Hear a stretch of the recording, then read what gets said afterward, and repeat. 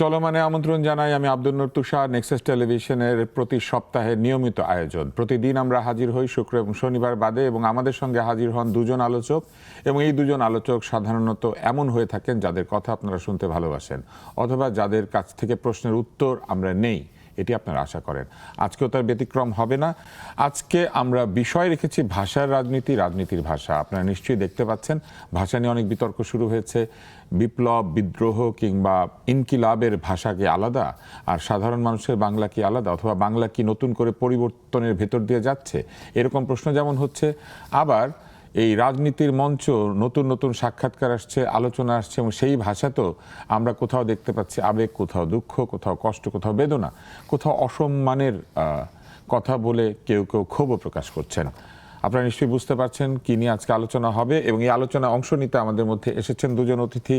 মাহবুব আজিজ, তিনি সাংবাদিক, লেখক, কলামিস্ট।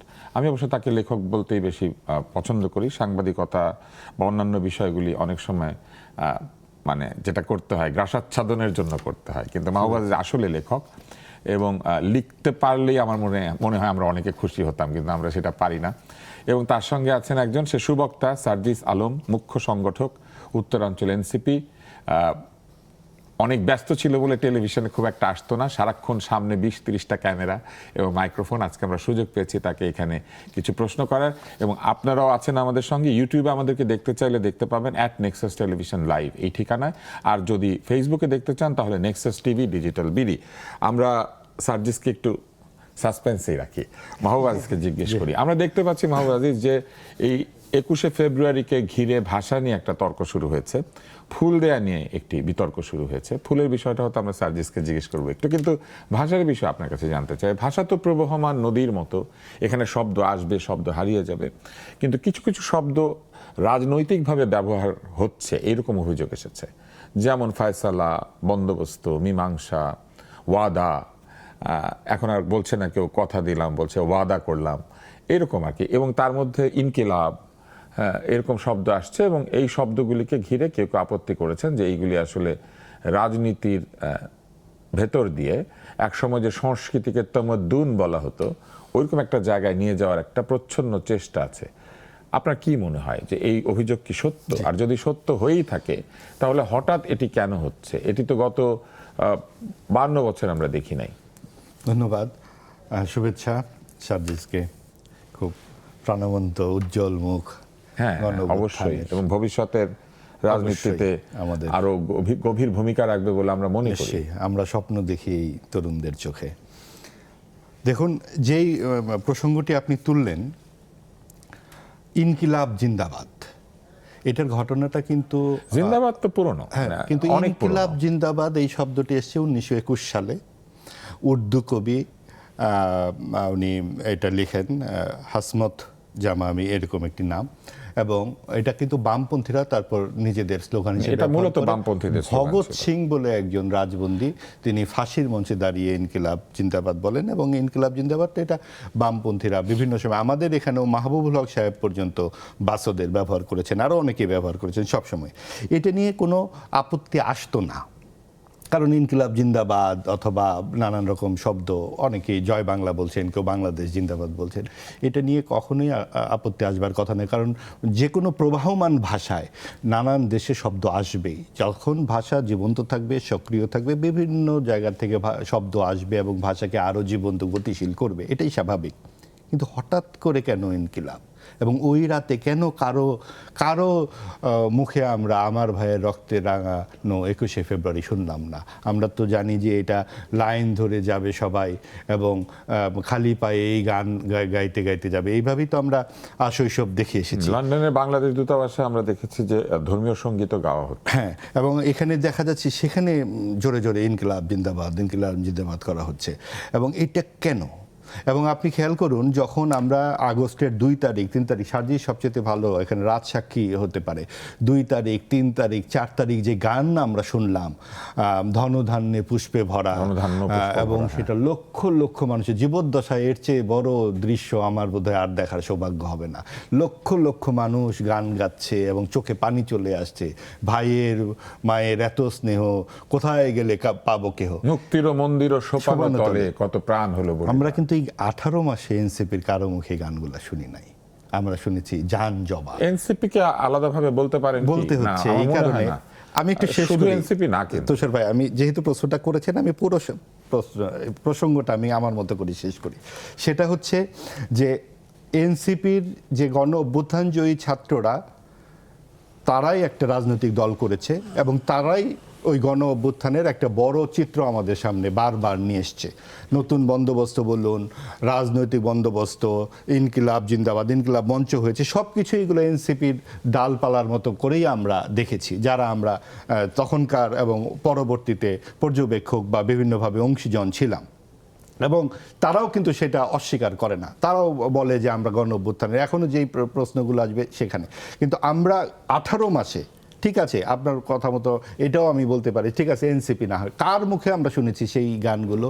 কার মুখে আমরা শুনেছি? যে তরুণদের মুখে শুনেছি, বয়োজ্যেষ্ঠ যারা ছিলেন গত 18 মাসে শুনি নাই। 18 মাসে শুনি নাই, কিন্তু আমি নিজেও কিন্তু এই গান গেয়েছি। এই 18 মাসে তখন আপনি গান গাওয়ার কোনো মঞ্চ পাই নাই। আমরা মঞ্চ পেয়েছি ইনকিলাব জিন্দাবাদ, মঞ্চ পেয়েছি জবান, জান জবান, তারপরে কি আজাদি, এই সব শব্দ আমরা শুনেছি। এই শব্দগুলো এবং এইভাবে কিন্তু কোরাসে এতখানি এগিয়ে এসে বলার প্রত্যয়টা কিন্তু আমরা 24-এর ওই জুলাই আগস্টে দেখিনি। আমি ওই পার্থক্যটার কথা বলছি।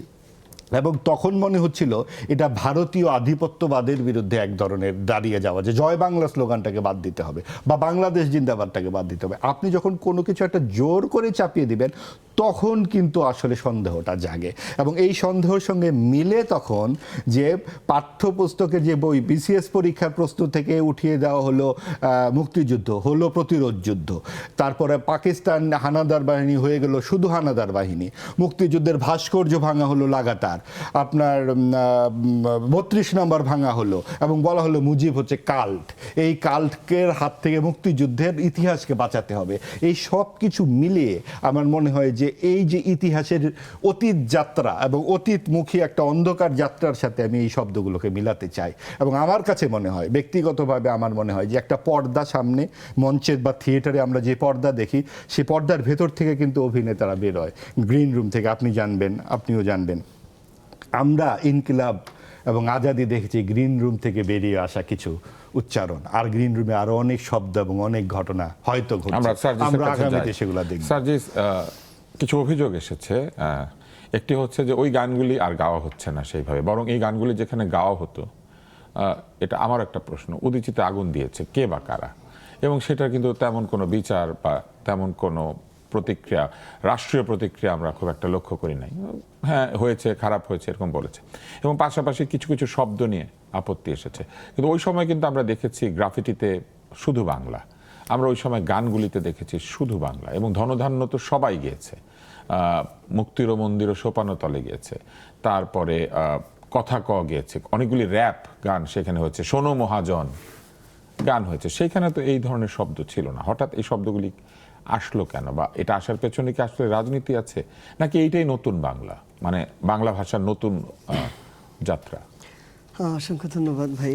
আসলে প্রথমত হচ্ছে ভাষা এমন একটা জিনিস, ভাই যেটা বললেন এখানে আমি অনেকাংশে একাত্মতা ঘোষণা করতে চাই। আপনি বলেছেন ভাষা আসলে এটা তো কাউকে চাপিয়ে দেওয়া যায় না, বা চাপিয়ে দিলেও কেউ গ্রহণ করবে এটার নিশ্চয়তা কখনোই থাকে না। এটা তো একদম অন্তরে একটা নিয়ে নেওয়ার বিষয় এবং সেখান থেকে আসার বিষয় আসলে। আবার আরেকটা জিনিস হচ্ছে যে কেউ যদি কোনো একটা ভাষা বলতে বাধা দেয়, তার মানে যে ওই বাধাটা দিয়ে ভাষাটাকে আটকানো যায়, এটাও কোনোদিন সম্ভব না, বরং এটা মানুষের গ্রহণ করে নেওয়ার বিষয়। আমরা এই জুলাই অভ্যুত্থানের সময় আমি আমার জায়গা থেকে মনে হয় সবচেয়ে বেশি যে গানটা গেয়েছি সেটা হচ্ছে মুক্তির মন্দির ও সোপানো তলে।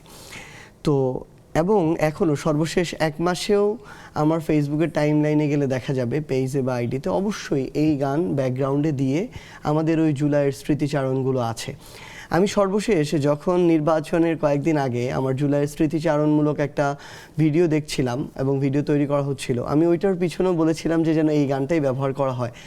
কারণ এই যে বিষয়গুলো, যেগুলো আমাদের এই পথ চলার সবচেয়ে গুরুত্বপূর্ণ বিষয় হিসেবে ছিল, কেউ চাইলেও তার জায়গা থেকে নতুন কিছু একটা এনে এগুলোকে মুছে ফেলতে পারবে না। আবার এই যে ইনকিলাব জিন্দাবাদ, এটা কিন্তু এমন না যে এটা অভ্যুত্থানের পরে নতুন করে আসা শব্দ, বরং ইনকিলাব জিন্দাবাদ, গোলামি না আজাদি, আপোষ না সংগ্রাম, দালালি না রাজপথ, এই প্রত্যেকটা স্লোগান কিন্তু আমরা সেই জুলাইয়ের 1 তারিখ থেকে দিয়েই আমরা 5ই অগস্ট পর্যন্ত আমাদের জায়গায় এসেছি।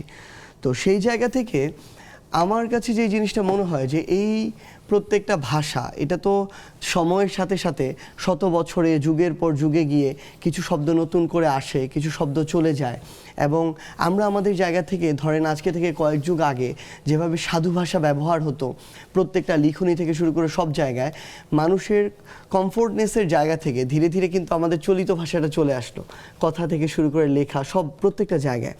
তো সেই জায়গায় এই ইনকিলাব জিন্দাবাদ বলি, আজাদি বলি, ইনসাফ বলি, কেউ কারো জায়গা থেকে চাইলেও চাপিয়ে দিয়ে কাউকে এটা হজম করাতে পারবে না। একটা প্রশ্ন করি, সেটা হচ্ছে আপনারা যখন বক্তৃতা শেষ করেন বা বাংলাদেশের জন্য জয়ধ্বনি দেন, তখন আপনারা কি বলেন? আমরা ইনকিলাব জিন্দাবাদ বলি। ইনকিলাব তো বিদ্রোহের জিন্দাবাদ, কিন্তু বাংলাদেশের জিন্দাবাদ কি? না ভাই, মানে আমাদের কাছে যেটা মনে হয়, মানে আমরা তো ওইটাই বলি যে বিপ্লবটা এটা একটা ইউনিভার্সাল স্লোগান। না, ধরেন হ্যাঁ, শেষ বিদ্রোহ করি। বিপ্লব বিপ্লব জিন্দাবাদ মানে দীর্ঘজীবী হোক, বেঁচে থাকুক। এটা তো ধরেন আপনি ইন্ডিয়াতে গিয়ে দিল এটা ইনকিলাব জিন্দাবাদ বললে, ইন্ডিয়ার ইনকিলাবির যারা তারা বলবে যে হ্যাঁ ঠিক আছে, এটা আমাদের স্লোগান। কিন্তু আমাদের স্লোগান কোনটা? মানে এই দেশের জন্য আপনারা না, কোন স্লোগানটা এটা ব্যবহার করেন? আমরা দেখেন যে বিপ্লবটা থেকে আমাদের উঠে আসা, আমাদের, আপনিও এটাতে স্বীকার করবেন, আমাদের এই বিপ্লবটা কোনো পূর্ণ বিপ্লব হয়নি আসলে। না, কিন্তু আমরা আমি প্রশ্নটাকে আরেকটু সহজ করি, সেটা হচ্ছে যে না, আমি বুঝেছি, যখন আমি শেষ বাংলাদেশ করলেই- জিন্দাবাদ শেষ করলেই বলেন, চলে আসবে এটার তখন তো আগে। আমি বলছি বাংলাদেশ আমি শেষ জিন্দাবাদ। করলেই চলে আসবে। যখন জয় বাংলা বলছেন, এর মানে হচ্ছে বাংলাদেশ দীর্ঘজীবী হোক, আসলে একটা জয় জিনিস কি, জিন্দাবাদ এগুলো হচ্ছে বাংলাদেশের জয়ধ্বনি। ভাই, মানে- ইনকিলাব কি বাংলাদেশের জয়ধ্বনি নাকি বিদ্রোহ বিপ্লবের জয়ধ্বনি? যে কোনো দেশের বিপ্লবীরাই তো এটা দিতে পারে। আমি আবার আপনার প্রশ্নটা শুরুতেই বুঝেছি, আমি উত্তরটা শেষ করলেই চলে আসবে। সেটা হচ্ছে মানে বাংলা বা বাংলাদেশ থাকলেই সেখানে আসলে বাংলাদেশকে ধারণ করা হয় কথায় বা কাজে, এটা আমরা মনে করি না। আমরা আমাদের জায়গা থেকে মনে করেছি যে এই বিপ্লব বা অভ্যুত্থানটা থেকে আমরা উঠে এসেছি, ওইটা এখনো পূর্ণ হয় না। ওইখানে যে মানুষের, এই বাংলাদেশের মানুষের যে আকাঙ্ক্ষা ছিল, বাংলাদেশের মানুষের যে চাওয়া পাওয়া ছিল, সেটা আমাদের সীমাবদ্ধতা থেকে হোক, আমাদের সবার পিছু টান থেকে হোক না কেন, কোনো না কোনো কারণে, একটা অনেক বড় অনেকগুলো কারণের যার জন্য আমরা আমাদের এই বিপ্লবটা এখন পর্যন্ত সম্পূর্ণ করতে পারি নাই। আমাদের মনে হয়েছে বা আমরা এখনো মনে করি যে আমরা যদি এটাই সম্পূর্ণ করতে পারি, 24-এ আপনি যে উদ্দেশ্যে, ভাই যে উদ্দেশ্যে শহীদ মিনার গিয়েছিলেন বাংলাদেশটার যে পরিবর্তন দেখার জন্য, ওইটা যদি আমরা ওই পরিবর্তনটা পূরণ করতে পারি বা পরিবর্তনটা নিয়ে আসতে পারি, তাহলেই আমাদের বাংলাদেশের মানুষের আকাঙ্ক্ষাটা অটো পূরণ হয়ে যাবে। তো এটার জন্য বাংলাদেশের নাম ঝোপে ঝোপে ওইটা পূরণ করতে হবে, এটা আমাদের জায়গা থেকে নট নেসেসারি। আমরা বরং মনে করি আমাদের ওই উদ্দেশ্যটা যদি সফল হয়, তাহলে বরং মানুষের আশা আকাঙ্ক্ষাটা পূর্ণ হবে। আর এটা এমন না যে আমরা 24-এর অভ্যুত্থানের পর নতুন করে নিয়ে এসেছি এই শব্দটা। এটা কিন্তু আমাদের ওই শব্দ বা ওই স্লোগান যেটা দিয়ে 1 জুলাই থেকে আমাদের আন্দোলন শুরু হতো, আবার আন্দোলন শেষও হতো। সো আমরা ওইটা আমাদের জায়গা থেকে কন্টিনিউ করছি। এখন মানুষ যদি তাদের জায়গাটা অ্যাকসেপ্ট না করে, তখন আমরা দলীয়গতভাবে হয়তো চিন্তা করব যে মানুষের তাহলে অ্যাকসেপ্ট মানে কোনটা করছে ওই জায়গায়। কিন্তু আমরা দেখছি মানুষ দিনে দিনে এটাকে গ্রহণ করছে।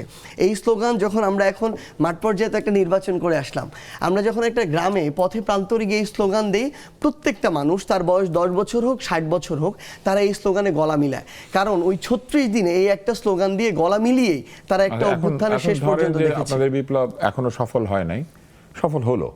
সফল হওয়ার পরে যখন বাংলাদেশ নতুনভাবে আপনারা রাষ্ট্র এবং বাংলাদেশকে বিনির্মাণ করবেন, যেটা আপনারা বলেছেন যে নতুন রিপাবলিক, নতুন বাংলাদেশ, তাহলে সেই বাংলাদেশের জয়ধ্বনিও কি ইনকিলাব জিন্দাবাদই থাকবে? না না, খুব স্বাভাবিকভাবেই যদি আমাদের সেই জায়গা থেকে মনে হয় যে আমাদের যে কাঙ্ক্ষিত বাংলাদেশ, এই বাংলাদেশ আমরা পেয়েছি, তাহলে সময়ের সাথে কিন্তু সাথে বাংলাদেশ তো এখনো আছে, এই বাংলাদেশের কোনো জয়ধ্বনি নাই। না, অবশ্যই এটার মধ্যেই তো জয়ধ্বনি। তাহলে আমাদের এই জুলাই যেটা ছিল ভাই, এই জুলাই তাহলে বাংলাদেশ কেন্দ্রিক কোনো জয়ধ্বনি ছিল কিন্তু না। ধরেন পাকিস্তানে গিয়েও যদি আমরা বলি, আফগানিস্তানে গিয়েও যদি বলি, শ্রীলঙ্কাতে গিয়েও যদি বলি, ভুটানেও যদি বলি, ইনকিলাব জিন্দাবাদ মানে ইনকিলাব জিন্দাবাদ। ইট ইজ লাইক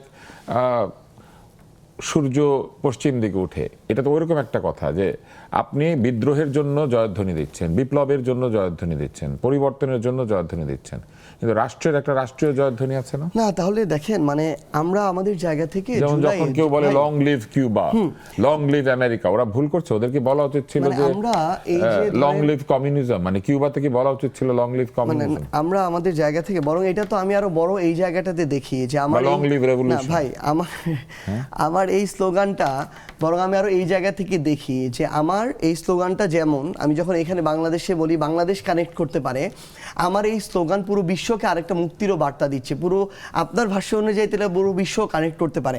আমি যখন ইনকিলাব জিন্দাবাদ আমার অভ্যুত্থানে যার যার ভাষায় কানেক্ট শেষ করে আমি আমার যখন কিউবানরা তো আর এটা বলবে না, কিউবানরা তার ভাষায় বলবে, স্প্যানিশে বলবে। আমরা যখন আমাদের জায়গায় জুলাইয়ের সময় এই স্লোগানটা দিয়েছি তখন তো তাহলে মানুষের জায়গা থেকে প্রশ্ন আসা দরকার ছিল যে যেই স্লোগানটা আপনারা দিতেছেন এই স্লোগানে তো কোথাও বাংলাদেশ ধারণ করে না, আমাদের আশা আকাঙ্ক্ষা ধারণ করে না, তাহলে স্লোগান পরিবর্তন করেন।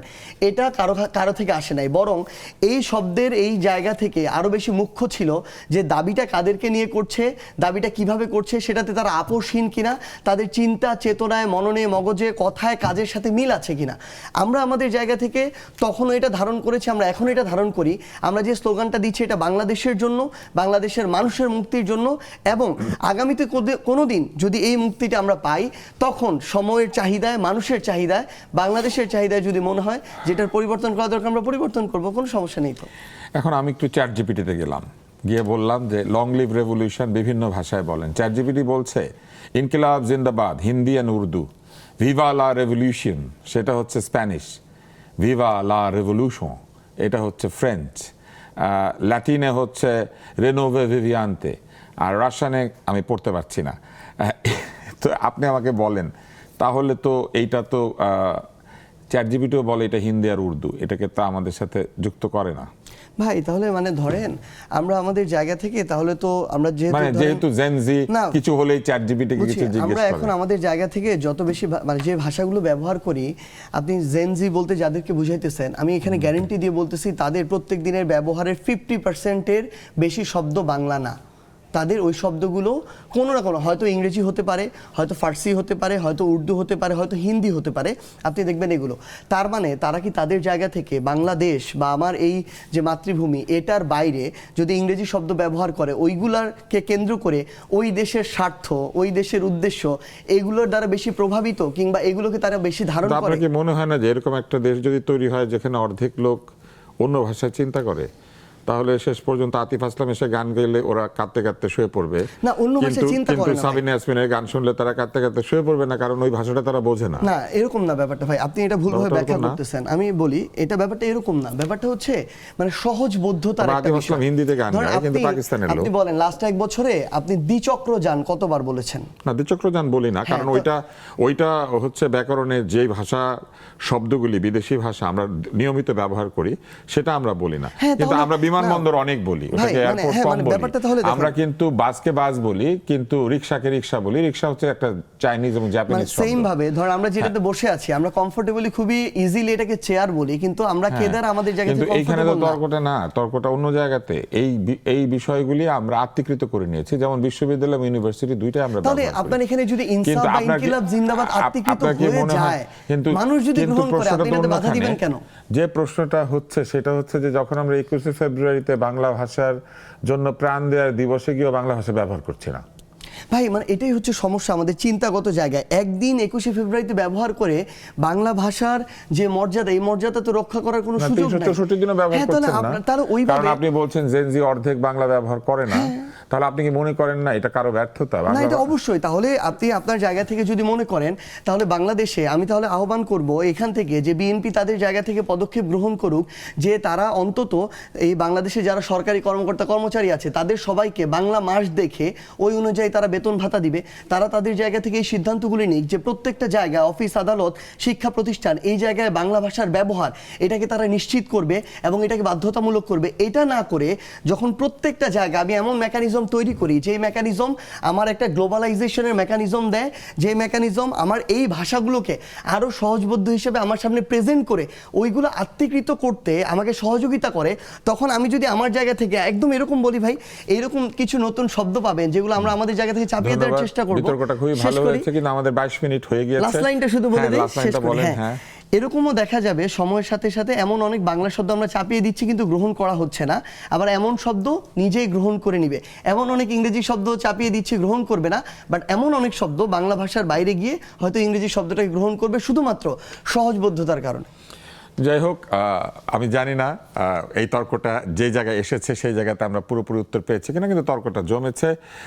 ধরেন আমি যদি এখন বিরতিতে যাই এবং আপনাদেরকে বলি যে এখন আমাদের জন্য অ্যাডভার্টাইজমেন্ট কি জরুরত হয়, এক ব্রেক কি, এবং এই ব্রেকের পরে ওয়াপস আসবো।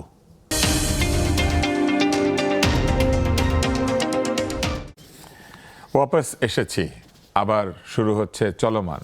এটার হয়তো একটা অন্য ভাষার শব্দ আছে, থাকতেও পারে, আমি এখনো ভালো করে শিখে উঠতে পারি নাই।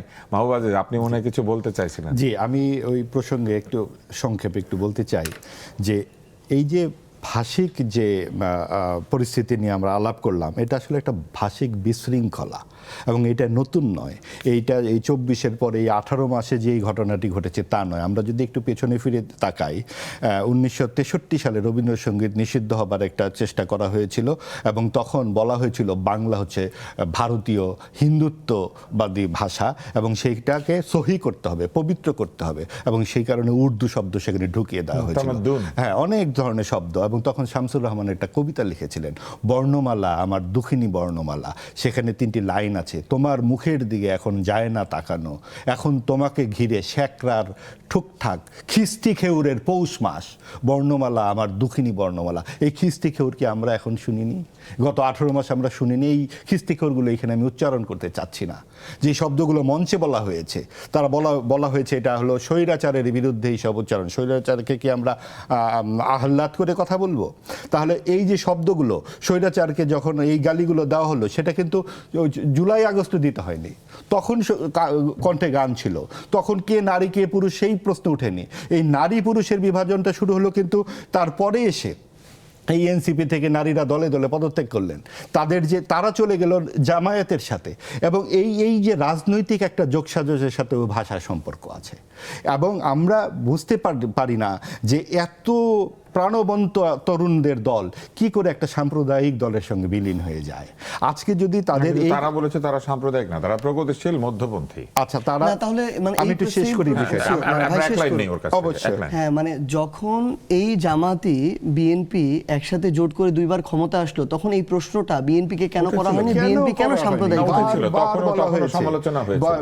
ওই সমালোচনা এখনো হওয়া উচিত। অবশ্যই এখনো হওয়া উচিত, আরো হওয়া উচিত, সকলেরই করা উচিত। এই জামাতকে নিয়ে সকলেই রাজনীতি করেছে, এটা তো কেউ অস্বীকার করছে না। জামাতের যে প্রথমবার যখন তারা সরকারে গেলেন, এই মন্ত্রিত্ব তো বিএনপির কাঁধে চড়েই গিয়েছে এবং জামাত যখন যার কাঁধে চড়া দরকার কাঁধটা খুঁজে নিতে পারে এবং সেই কাঁধ এবার এনসিপি কে তারা খুঁজে নিয়েছে। এনসিপির মতো একটা চমৎকার তারুণ্যদীপ্ত শক্তিকে তারা নিয়েছে, কারণ হচ্ছে 71-এর এই যে বিতর্কিত ভূমিকা তারা ফিল্টার করে নিতে চেয়েছে। এবং এনসিপিকে তারা যদি পকেটে নিয়ে নিতে পারে, তাহলে তাদের এই 71-এর যে বিতর্কিত ভূমিকাটা মানুষ ভুলে যাবে। এবং এই যে এখন আপনি বলছেন জামাত হচ্ছে সিগারেট, এনসিপি হচ্ছে ফিল্টার, ব্যাপারটা ফিল্টার্ড আর কি। এটা এই বিষয়টা হচ্ছে যে আমাদের সামনে যে একটা বড় রকমের রাজনৈতিক বিভাজন আমরা দেখতে পাচ্ছি, যে আওয়ামী লীগের যে অনুপস্থিতি, বিভিন্ন সঙ্গত তাদের কৃতকর্মের ফলে এটা কোনো সমস্যা নাই, এটা আরেকটা বিতর্ক। কিন্তু এখানে অনেক জোর করা হয়েছে। অন্তর্বর্তীকালীন সরকার যখন বিএনপি, জামাত, এনসিপি 3টি দলকে নিয়ে নিউ ইয়র্কে চলে যায়, এবং তখন কিন্তু এনসিপির দুজন ব্যক্তি, আক্তার হোসেন গিয়েছিল নিউ ইয়র্কে। জাতিসংঘের ইয়েতে গেছে, এবং তাসনিম যারা তখন এনসিপির ছিল। এবং তখন কোন বিবেচনায়, যার বয়স 1 বছর হয়নি। আপনি দেখুন, আমার লাস্ট বাক্যটা হচ্ছে এই সব কিছু মিললে আমরা একটা জিনিস খুঁজে পাই, সেটা হচ্ছে ওই 60 দশকের খিস্তি খেউরের পৌষ মাস। এবং সেই কারণে ইনকিলাব প্রয়োজন হয়েছে। না, ইনকিলাব তো খিস্তি না, ইনকিলাব তো এইটা প্রয়োজন হয়েছে। আমরা সার্জিস আপনার কাছে আসি। এই সমালোচনাটা আরো একটু শক্তিশালী হয়েছে যখন ছায়ানটেও আগুন দেওয়া হয়েছে, যে রবীন্দ্রসঙ্গীত বা রবীন্দ্রিক যে বিষয়গুলি, সেগুলি এক ধরনের ভারতীয় আধিপত্যবাদের একটা বাহন, এরকমও বলা হয়েছে। আমরা সার্জিসকে জিজ্ঞেস করি। এখন আরেকটি অভিযোগ এসেছে যে আপনারা সাম্প্রদায়িক শক্তির সঙ্গে গেলেন। এই অভিযোগটা আপনি অনেকবার উত্তরও দিয়েছেন। তারপর আমি একটু জানতে চাই যে এই মুহূর্তে বাস্তবতা কি? আপনারা কি এই ঐক্য দেখেন, কন্টিনিউ আসলে করবেন? কি, মানে ধরেন আপনারা আপনাদের জায়গা থেকে মানে কিছু মানুষ মিডিয়া থেকে শুরু করে টকশো বিভিন্ন জায়গায় সাম্প্রদায়িক বলে মানে যাদেরকে একদম আমরা একটা কর্নার করে দিতে চেয়েছি, বাতিল করে দিতে চেয়েছি, তাদেরকে বাংলাদেশের অর্ধেকের কাছাকাছি মানুষ সমর্থন দিয়েছে। আর যাদেরকে অসাম্প্রদায়িক বলে বলে আমরা মানে অনেক সুন্দর পলিসিগত জায়গায় যেই ধরনের বামপন্থার মানুষগুলোকে দেখেছি, কথা শুনেছি, শুনতেও ভালো লাগে, তারা 182টা আসনের মধ্যে 180টাতে জামানত হারিয়েছে।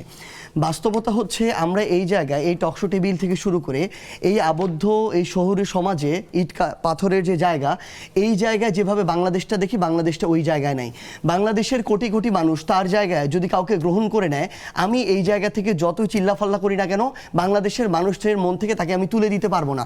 আমরা যখন এখন বিএনপিকে নিয়ে আমরা এই কথাটা কেন বলি না, তাহলে আমার এনসিপিকে এটা বলার আগে, এই এনসিপি ফিল্টার করেছে এটা বলার আগে এই জিনিসটা তো বিএনপিকে বলা দরকার যে তারা তাদের জায়গা থেকে ফিল্টারটা কেন করেছিল।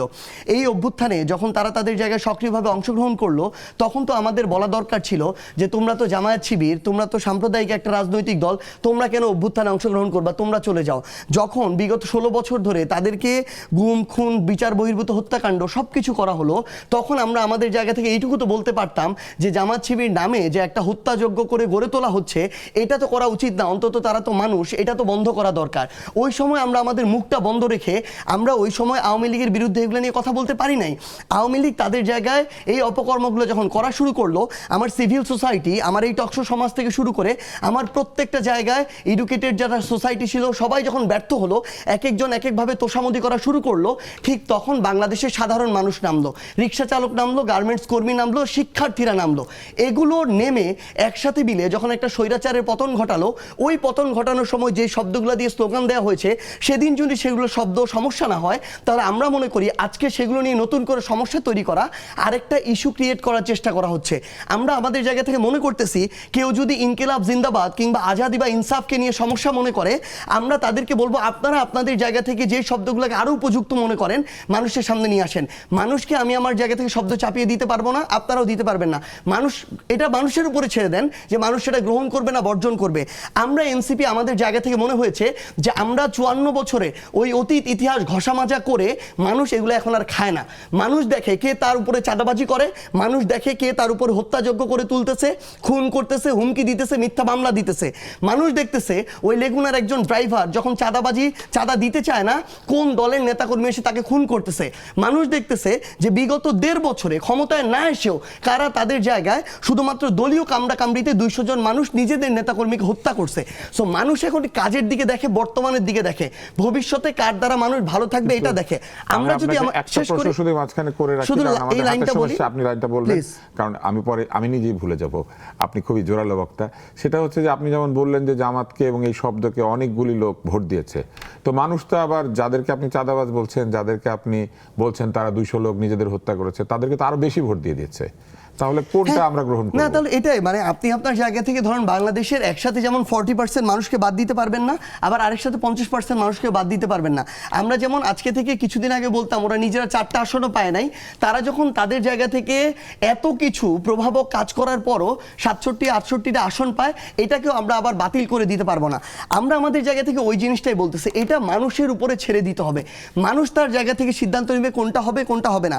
আপনি আপনার জায়গা থেকে যখন বলেন যে বিএনপি 212টা আসন পেয়েছে, এত % ভোট পেয়েছে, তাহলে এবার শহীদ মিনারে কেন আমার ভাইয়ের রক্তে রাঙানো এটা বাজে নাই, আপনি কেন শুনেন নাই, এই দায়িত্ব তাহলে আমার বিএনপিকে দিতে হবে। এটা সরকার হিসেবে, হ্যাঁ এটাই সরকার, না এটাই সরকার হিসেবে তাদের ব্যর্থতা যে তারা এটা বাজাইতে পারে না। আমার কানে এটা এসেছে, আমি জানি না আপনার কানে কেন যায় নাই। তাহলে আপনার তারেক রহমানকে জিজ্ঞাসা করতে হবে যে আপনি তো কখনো দেখেন নাই যে সরকার দল, প্রগতিশীল দল, মধ্যম পন্থার দল কেউ গিয়ে শহীদ মিনারের মোনাজাত ধরেছে, কখনো দেখেন নাই। তারেক রহমান কেন ধরেছে এটা তাহলে তারেক রহমানকে জিজ্ঞাসা করতে হবে। কারণ তারেক রহমান এখন বুঝতে পারছে এই বাংলাদেশে আপনি যদি ওই প্রো ইসলামিক সেন্টিমেন্টটা ধরতে না পারেন, আপনি ডানপন্থার না হন, আপনি সেন্টার রাইট না হন, আপনি মধ্যম পন্থার হয়ে ওই সেন্টিমেন্টটাকে যদি মিনিমাম অনার না করেন, আপনি বাংলাদেশের রাজনীতির আর প্রাসঙ্গিক থাকবেন না। এই কারণে এই একই কথাকে জামাতও ধরতে পেরেছে যে তাদেরকে আবার শহীদ মিনারকে মানতে হবে, এটা যে না যায় না হইতে পারে, এটাই হইতে পারে, তারাও তাদের জায়গা থেকে হয়তো খাপ খাওয়াচ্ছে। না হলে জামাত তো এর আগে কখনো শহীদ মিনারে ফুল দিতে যায় নাই, এবার তাদের ফুল দিতে গিয়েছে। আবার আপনি দেখবেন জামাত এর আগে তাদের জায়গা থেকে এই পক্ষ ওই পক্ষের সেন্টিমেন্ট দেখছে দিচ্ছে আর ওই পক্ষ এই পক্ষে না, ওই sentiment সবাই দিচ্ছে? কিছুটা মাঝামাঝি আসার চেষ্টা করছে, মানে জামাতকে আপনি যে ডানপন্থার সাম্প্রদায়িক দল বলবেন, আমি এখন ওই জায়গাটাতে দেখছি না, বরং জামাত আপনি দেখবেন ধীরে ধীরে সেন্টার রাইটে আসার চেষ্টা করছে। আবার এই জায়গায় বিএনপির আপনি দেখবেন একটা অংশ তাদের জায়গায় জমিয়তে উলামার মতো সংগঠনগুলোকে তাদের জোটে নেয়। আপনি দেখবেন হেফাজতকে তাদের পক্ষ দিয়ে বয়ান দেয়। আবার আপনি দেখবেন তারা তাদের জায়গায় বামপন্থার রাজনৈতিক দলগুলোকেও তাদের এখানে এসে প্রতিমন্ত্রী বানায়। তার মানে তারাও তাদের জায়গা থেকে ওইটুকু বুঝতে পারছে যে আমি যদি এখন ওই প্রো ইসলামিক সেন্টিমেন্টার অন্তত সম্মান না জানাই, আমি এই বাংলাদেশের রাজনীতিতে এবার টিকে গিয়েছে, আগামীতে প্রাসঙ্গিক থাকবো না। তো আমি আমার জায়গা থেকে শুধু এইটুকু বলতে পারি যে আমরা এখন কোনো একটা কিছু ন্যারেটিভ, সেটা 20, 30, 50 বছর আগে যদি ওইটা এখন চাপায় দিতে চাই, চাপায় দেওয়া সম্ভব না। আমাদেরকে আমাদেরটা বলতে হবে, আরেকজনেরটা অ্যাপ্রোচ করবে, কিন্তু দিন শেষে মানুষ ঠিক করবে মানুষ কোনটা গ্রহণ করবে কোনটা করবে না। আমি এইটুকু আজকে এখানে বলে গেলাম, আগামীর বাংলাদেশে আমরা যেই ন্যারেটিভগুলো আজকে থেকে 10-20 বছর আগে দিয়ে মানুষকে খাইয়ে হজম করাতে পেরেছি, আগামীতে এটা কোনোভাবেই সম্ভব না, বরং মানুষ তাদের জায়গা থেকে ঠিক করবে কি করবে কি করবে না। এটা করতে পারে দেখে অভ্যুত্থানটা হয়েছে, না হলে হইতো না। আমরা এই পর্যায়ে আবারও একটি বিরতি নিচ্ছি, চলমান নিয়ে ফেরত আসবো এবং আশা করছি চলমানের সঙ্গে থাকবেন। মানুষ কি খায়, আসলে মানুষ যে কি খায় না এবং কি খায়, এটা একটা বিরাট প্রশ্ন। তবে মানুষকে খাওয়ানোর জন্যই বিজ্ঞাপন তৈরি করা হয়।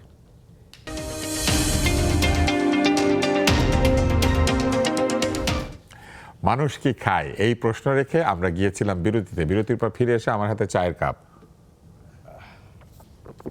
আমরা চা পান করি না, আমরা চা খাই, এটা বলি, কিন্তু ব্যাকরণ বলে যে চা পান করার কথা, খাওয়ার কথা না। এবং এই কারণে আমি এই জায়গাতে আসছি। মাহবুব আজিজ, আপনি বলেন যে আমরা তো অনেক সময় ব্যাকরণে যা থাকে সেটা মানি না।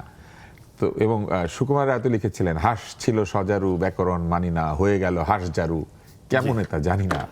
আমরা কিরকম বলতে পারি যে জিন্দাবাদ ইনকিলাব, হয়ে গেল কি জানি না। আসলে দেখুন, এগুলোতে অনেক আলাপ হলো। আরও আরেকটু ভেতরে যদি যাই, সেটা হচ্ছে যে এই যে জামাতে ইসলামীর প্রসঙ্গে সাজি সাহেব ছোট করে বললেন, বলতে হবে। খুবই ছোট করে বলছি, কিন্তু খুব গুরুত্বপূর্ণ প্রসঙ্গ তিনি বলেছেন যে মানুষ এগুলো আর খায় না, কারণ বামপন্থীরা জামানত সব বাজেয়াপ্ত হয়ে গেছে, দুজনের মাত্র জামানত ঠিক আছে। খুবই সত্য কথা। কিন্তু ভোটগুলা কোথায় কোথায় পেয়েছে জামাত? রংপুরের কুড়িগ্রাম, গাইবান্ধা জেলা, পুরো জেলা সুদ্ধা, সাতক্ষীরা, আর এইদিকে শহরের অঞ্চলের যেগুলো দরিদ্র এলাকাগুলো, তো এইভাবে ভোট একদম আপনি যদি এলাকা ভিত্তিক ভোট আমরা বাছাই করি, অর্থাৎ অন্য জায়গায় তো পেয়েছে, জিততে পারে না। পরিষ্কার, এটা পরিষ্কার। এগুলো মার্জিনটা হলেও এগুলো জিতেছে তারা, ওইখানে তারা আসনগুলো পেয়েছে বেশি। এখন যে বিশ্বজুড়ে একটা জিনিস ঘটনা ঘটে গেছে, Syria, Iraq, Yemen, Libya, Pakistan, Afghanistan, সেখানে প্রত্যেকটা জায়গাতে আপনার গণতন্ত্রহীনতা, দুঃশাসন, অপশাসন, ধর্মীয় নানান রকম বিষয়বস্তুকে এইসবের সামনাসামনি মুখোমুখি দাঁড় করিয়ে দেওয়া হয়। মানুষের কর্মহীনতা, মানে কর্মশূন্যতা, সেটারও নিদান খোঁজে যে তোমার জন্য সামনে একটা পরকাল অপেক্ষা করছে। কাজে আমাদের এই জায়গাগুলো তো এই যে মানুষ কি খায়, তাদেরকে এইগুলো খাওয়ানো হচ্ছে। এই ধর্মীয় যে রাজনীতি, আপনি দেখুন শরিয়া আইনের ব্যাপারে জামাত কি বলেছে। জামাত চলে গেছে আল জাজিরাতে যখন ইন্টারভিউ দিয়েছে, তারা বলেছে যে আমরা ধাপে ধাপে শরিয়া আইন জারি করব। আবার যখন তারা যুক্তরাষ্ট্রের সাথে কথা বলে বা মানবাধিকার সংস্থার সাথে কথা, তখন তারা বলে যে আমরা এখন আধুনিক হয়ে গেছি, আমরা প্রচলিত আইন করব। আবার বলে যে না, প্রচলিত আইন তো মাদকের মতো, আমরা এটা ধীরে ধীরে আমরা সরিয়ে আইন করব। অর্থাৎ যখন যেখানে প্রয়োজন। কিন্তু আমরা এটা জানি যে গত 70 বছরের মধ্যে জামাত এই সবচেয়ে বড় রেজাল্ট করেছে এইবার, সবচেয়ে তাদের পজিটিভ রেজাল্ট আসছে, এবং এই রেজাল্ট আসছে আওয়ামী লীগের অনুপস্থিতিতে। আপনি দেখুন, আওয়ামী লীগের নাম এখন বললেই বলা হবে যে ভারতীয় দোষর।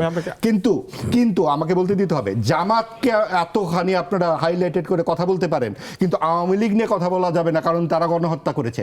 জামাত যদি 30 লক্ষ মানুষের হত্যা করবার পর এত ইতিবাচক কথা বলবার সুযোগ পায়, আওয়ামী লীগ 1500 থেকে 2000 মানুষ হত্যা করার পর তাদেরকে 3 কোটি 4 কোটি লোক মানুষ এখান থেকে সমুদ্রে ফেলে দিতে হবে। এবং এই অন্তর্বর্তীকালীন সরকার এই 3-4 কোটি মানুষকে সমাজের থেকে বের করে দিয়ে একটা শক্তিকে জোর করে এই ভোটের মধ্যে বড় শক্তি হিসেবে যুক্ত করেছে।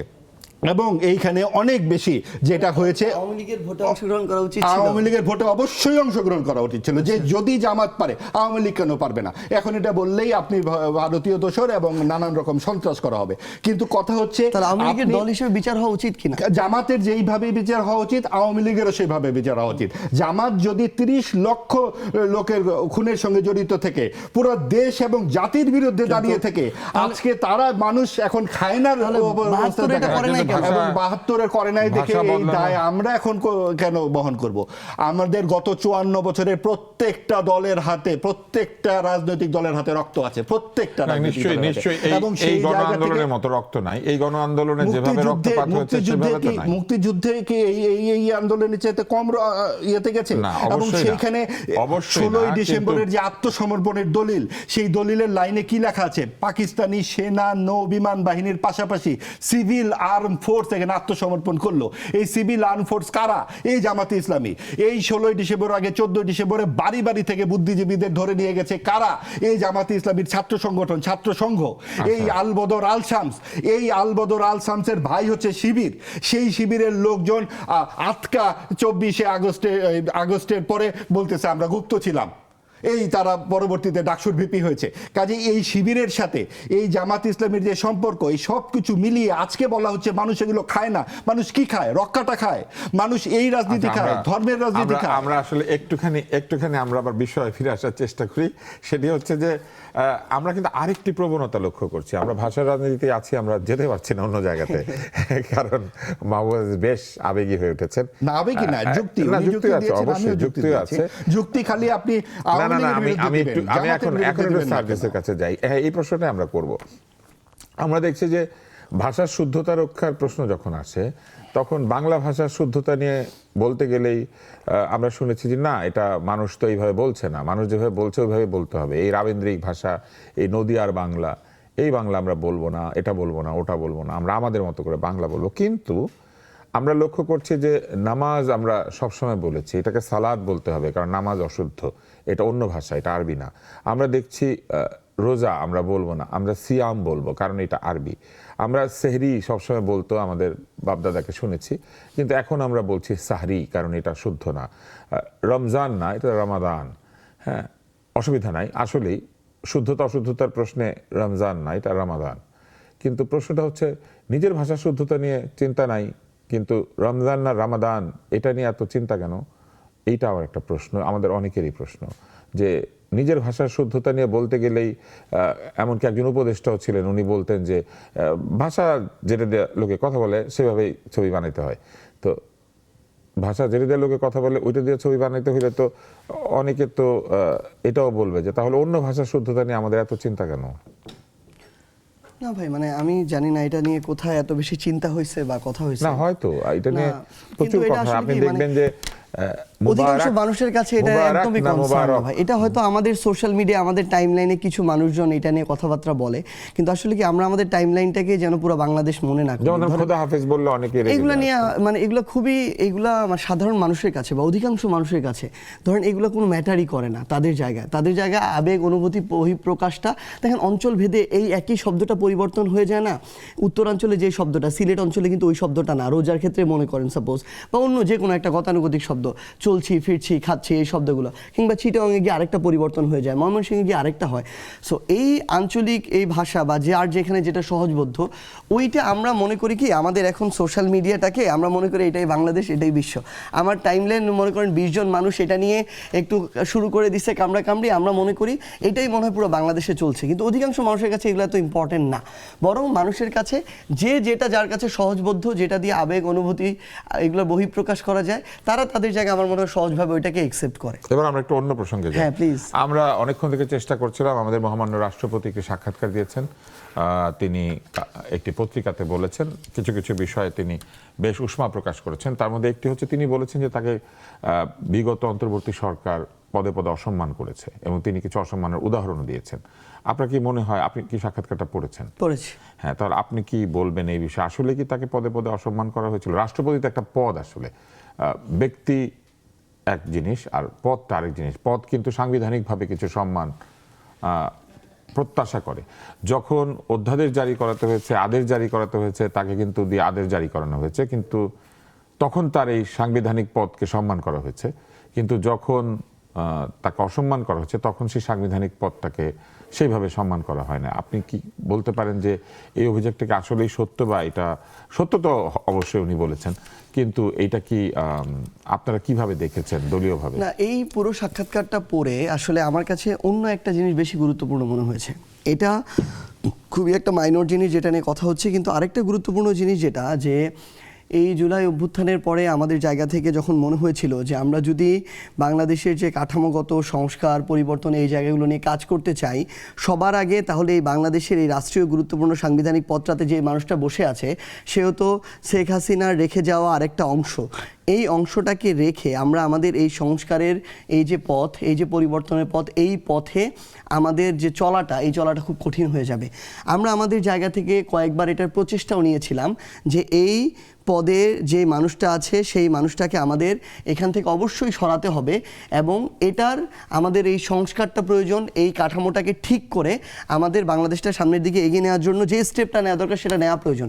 সেই জায়গায় বিরাজমান যে রাজনৈতিক দলগুলো ছিল যারা অভ্যুত্থানে অংশগ্রহণ করেছিল সামনের সারিতে থেকে, তাদেরকে নিয়ে বসে আপনি ওই সময় মনে করলে, চিন্তা করলে মনে করতে পারবেন যে আমরা আমাদের জায়গা থেকে, কিংবা প্রত্যেকটি রাজনৈতিক দল, একটা রাজনৈতিক দল আরেকটা রাজনৈতিক দলের সাথে এই বিষয়ে আলাপ আলোচনা হচ্ছিল যে কিভাবে আমরা এই অপসারণটা করতে পারি। কিন্তু আমরা তখন আমাদের জায়গা থেকে দেখেছি যে বিএনপি তাদের জায়গা থেকে প্রত্যক্ষভাবে না বললেও পরোক্ষভাবে তারা চুপচাপ থাকতো, এই বিষয়ে তারা কোনো স্টেপ নিত না। স্টেপ নিতে গেলে পিছন থেকে বিভিন্ন জায়গায় ফোন দিয়ে তারা পিছু টান তৈরি করতো। সেই জায়গায় আমাদের চুপ্পু সাহেব এবার এসে স্পষ্ট করলেন তার জায়গা থেকে যে বিএনপি আসলে তাকে ওই জায়গায় টিকিয়ে রাখার জন্য সবচেয়ে শতভাগ তাদের জায়গা থেকে নিষ্ঠার পরিচয় তারা দিয়েছে। তো এই কথাটাই বলেছে যে সাংবিধানিক ধারাবাহিকতা এবং সাংবিধানিক পদের যে ধারাবাহিকতা, এটার জন্য তারা সমর্থন দিয়েছে। ব্যক্তি রাষ্ট্রপতিকে না, পদের রাষ্ট্রপতি। তাহলে অভ্যুত্থান কোন সাংবিধানিক ধারাবাহিকতা? এই অন্তর্বর্তীকালীন সরকার কোন সাংবিধানিক ধারাবাহিকতা? এই 26-এর নির্বাচন কোন সাংবিধানিক ধারাবাহিকতা? জুলাই সনদ, না তারেক রহমান, জুলাই আদেশ সব তো রাষ্ট্রপতির বরাত দিয়ে ঘোষণা করা আমার তাহলে হয়েছে। প্রশ্ন ওইটাই, তাহলে তারেক রহমান তার জায়গা থেকে এই যে প্রধানমন্ত্রী হলো, এটা কোন সাংবিধানিক ধারাবাহিকতায় হলো? নির্বাচন তো 29 হওয়ার কথা ছিল। আমরা বরং আপনি যে জিনিসটা বললেন এইটাই আমাদের কথাটা ওই জায়গাতেই ভাই, এটা আসলে কি মানে আমরা আমাদের জায়গা থেকে, এটা দুঃখজনক, এটা আমাদের এই দায় আমি স্বীকারও করি যে আমাদের এই অভ্যুত্থানটার পরে আমাদের জায়গা থেকে ওইটুকু ভূমিকা যেটুকু আমাদের পালন করা দরকার ছিল, যে স্টেপটা নেওয়া দরকার ছিল, আমাদের অভিজ্ঞতার ঘাটতির জায়গা থেকে বলেন কিংবা বিভিন্ন অসহযোগিতার কারণ থেকে বলেন, আমরা এগুলো করতে পারি নাই দেখে আজকে এই টকশো টেবিলে কিংবা কালের কণ্ঠর ওই সাক্ষাৎকারে কিংবা এই বিভিন্ন গুরুত্বপূর্ণ মিডিয়া হাউসের এখন টপিক হয়ে উঠেছে শেখ হাসিনার আমলের রাষ্ট্রপতির সাক্ষাৎকার। এটা আমাদের ব্যর্থতা। বরং তার জায়গা ওই জায়গা হওয়া দরকার ছিল সেখ হাসিনার জায়গায়, তাকেও বিচারের আওতায় নিয়ে আসা দরকার ছিল। কারণ তিনিও ওই রাষ্ট্রপতির পদটাতে বসে, চেয়ারটাতে বসে শেখ হাসিনাকে, স্বৈরাচারী শেখ হাসিনা হতে সহযোগিতা করেছেন। উনি এককভাবে এটা হইতে পারে না, এটা একটা কাঠামো তাকে ওই সাপোর্টটা দিয়েছিল। তো আমরা বরং আমাদের জায়গা থেকে মনে করি এটাই আমাদের দুর্দশা, এটা আমাদের ব্যর্থতা, যেই কারণে আজকে আমরা এই টপিকটা নিয়ে কথা বলতেছি। উনার এখানে সম্মানের প্রশ্ন কিভাবে আসে এই জায়গায়, বরং এটা তো এই প্রশ্ন আসা দরকার ছিল যে উনি এখনো কিভাবে এই পদটাতে থেকে এইভাবে আওয়ামী লীগের একজন এত গুরুত্বপূর্ণ পদে থাকার পরও উনি এখনো এইভাবে আছে। উনাকে তো বিচারের আওতায় নিয়ে আসা দরকার ছিল। বাংলাদেশে যেই মানুষগুলো এই অভ্যুত্থানে, এই গণহত্যার সাথে সরাসরি সম্পৃক্ত ছিল, সেই মানুষগুলোকে তো বিচারের আওতায় নিয়ে আসা দরকার ছিল। আমাদের যখন কথা বলার বিষয় হওয়া দরকার যে নির্বাচনের পর দিন থেকে এই নির্বাচন, ভাই একটু আগে বললো না, আমি এখানে একটা জিনিস অ্যাড করি, এই নির্বাচনে আওয়ামী লীগ অংশগ্রহণ করেন, এটা সম্পূর্ণ ভুল কথা। এই আওয়ামী লীগের শুধু আওয়ামী লীগের কিছু মাথা অংশগ্রহণ করে নাই, কিন্তু ওই মাথাগুলো নির্বাচন মেকানিজমে সরাসরি অংশগ্রহণ করেছে। আমি জানি না বিএনপির কেউ কারো জায়গা থেকে সরাসরি শেখ হাসিনা, শুধু শেষ করি, আমরা আপনাকে এই পর্যায়ে ফেরত আসবো, আপনি এই লাইনটা শেষ করেন। হ্যাঁ, মানে আমার এখন মানে এটা আমরা জানি না যে বিএনপির একদম ঊর্ধ্বতন পর্যায়ের কেউ আওয়ামী লীগের ঊর্ধ্বতন পর্যায়ের মানুষদের সাথে বৈঠক করে এই নির্বাচনটা হচ্ছে বিএনপি প্লাস আওয়ামী লীগের একটা সমন্বিত নির্বাচন, মাঠের ভোটও ওই কথাটাই বলে, না হলে কোনোদিন বিএনপি এককভাবে এই নির্বাচনে জয়ী হয়ে সরকার গঠন করতে পারতো না। আচ্ছা, এটা একটি বেশ গুরুত্বপূর্ণ কথা যে আওয়ামী লীগ থাকার কারণেই নাকি বিএনপি জিতেছে। আমরা জানি না এই কথা ঠিক কিনা, যারা দেখছেন তারা নিজেদের দিয়ে বিচার করতে পারেন যে এই কথাটা ঠিক অথবা ভুল। আমরা শুধু জানি যে এখন একটা বিরতি নিতে হবে এবং বিরতির পর চলমান ফিরে আসবে।